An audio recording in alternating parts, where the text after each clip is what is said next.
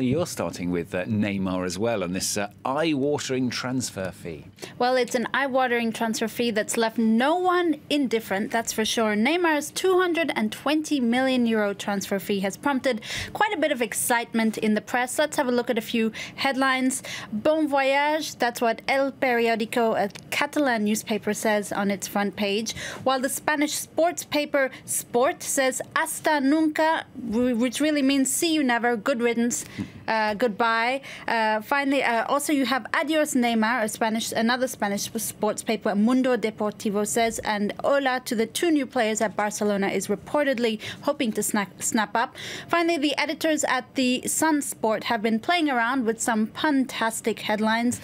Barcelona, it says, Neymar's €220 million farewell to pals, while noting that Barcelona could blow this money on two new players. Yeah, there's a lot of scepticism and outrage, isn't there, Dipti, about just how unregulated football business deals actually are? Well, this is actually the topic of Le Soir, the Belgian paper's editorial today. They call it the hold-up of the century, le casse du siècle, and the paper is really critical about what it calls an indecent sum. It makes you nauseous, I quote. Passion is blind, but also often has amnesia, because for 30 years, the business of the round ball pushes the limits of good sense. The Spanish paper El Mundo also has penned an editorial today saying that the signing of Neymar is funded by, quote, petrodollars from Qatar, which aims to, quote, wash its image as a regime that tramples on human rights. The paper says that the Spanish league is right to denounce the signing of Neymar. And the Independent's published a counterpoint of view.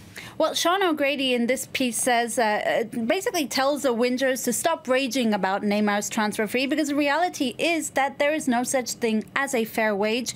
In Neymar's case, it's obscenely unfair, given that some UN member states have a smaller GDP than his transfer fee. But the bottom line, at least for this writer, is that this is how supply and demand works, and especially this is how football works.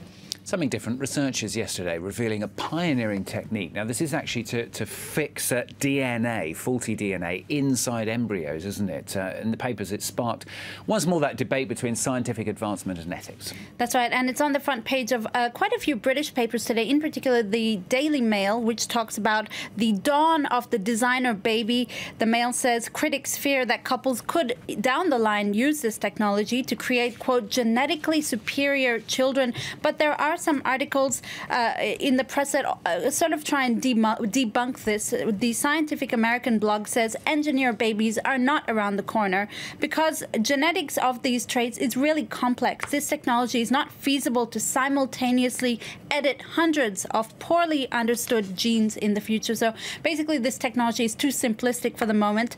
But the Chicago Tribune has an interesting article talking about the bottom line. This is, of course, a press review today about money. And the Chicago Tribune says, well, the big question is determining who should own the techniques for genetic engineering down the line. Now, the death of a famous Syrian activist. Bassel Kartabil Safadi, he was captured back in 2012 by the Syrian government, just a year after the Arab Spring uprising. His widow confirmed this week that he was actually executed in a regime prison sometime after 2015. Safadi was a high-profile activist steward working tirelessly to open Syria up to the internet, to get internet access. His work became especially prominent after the revolution, and even from prison, he was leading the new Palmyra project, which aimed to digitally recreate the ancient city of Palmyra. Foreign Policy actually named him one of their top 100 global thinkers back in 2012. Let's talk about Algeria. Women been fighting for their right to wear a bikini on the beach. Call it the bikini revolt, if you will. Women have been posting pictures of themselves wearing bikinis on social media, on the beach on social media. Le Parisien newspaper explains that it's not illegal to wear two-piece suits, but the problem is that it's culturally frowned upon and women are made to feel shamed for doing so. I love this next story. For bikini to Burqa on a bus.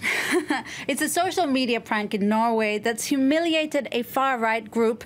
A Norwegian journalist posted this picture that you see behind me. They're actually bus seats. They're not burqas.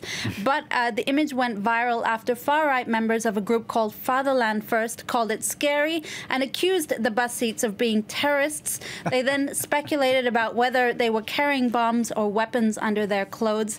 The journalist says he was shocked at how much hate and fake news is spread. In In this case, hatred against empty bus seats. It's kind of scary and serious at the same time, really, isn't it? But terrorist bus seats from Dipti. Thanks very much.